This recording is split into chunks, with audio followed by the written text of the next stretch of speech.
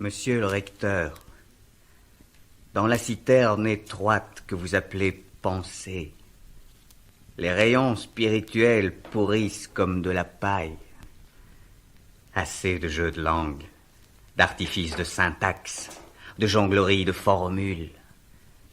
Il y a à trouver maintenant la grande loi du cœur. La loi qui ne soit pas une loi, une prison, mais un guide pour l'esprit perdu dans son propre labyrinthe, plus loin que ce que la science pourra jamais toucher. Là où les faisceaux de la raison se brisent contre les nuages, ce labyrinthe existe. Point central où convergent toutes les forces de l'être, les ultimes nervures de l'esprit. Dans ce dédale de murailles mouvantes et toujours déplacées, hors de toutes les formes connues de pensée, notre esprit se meut, épiant ses mouvements les plus secrets et spontanés, ceux qui ont un caractère de révélation, cet air venu d'ailleurs, tombé du ciel. Mais la race des prophètes s'est éteinte. L'Europe se cristallise, se momifie lentement sous les bandelettes de ses frontières, de ses usines, de ses tribunaux, de ses universités. L'esprit gelé craque entre les ais minéraux qui se resserrent sur lui. La faute en est à vos systèmes moisis, à votre logique de 2 et 2 font 4. La faute en est à vous, recteur, pris au filet des syllogismes.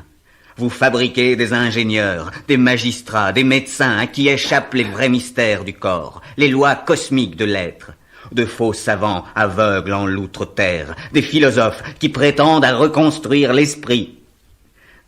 Le plus petit acte de création spontanée est un monde plus complexe et plus révélateur qu'une quelconque métaphysique. Laissez-nous donc, messieurs. Vous n'êtes que des usurpateurs. De quel droit prétendez-vous canaliser l'intelligence, décerner des brevets d'esprit? Vous ne savez rien de l'esprit. Vous ignorez ses ramifications les plus cachées et les plus essentielles, ces empreintes fossiles si proches des sources de nous-mêmes, ces traces que nous parvenons parfois à relever sur les gisements les plus obscurs de nos cerveaux.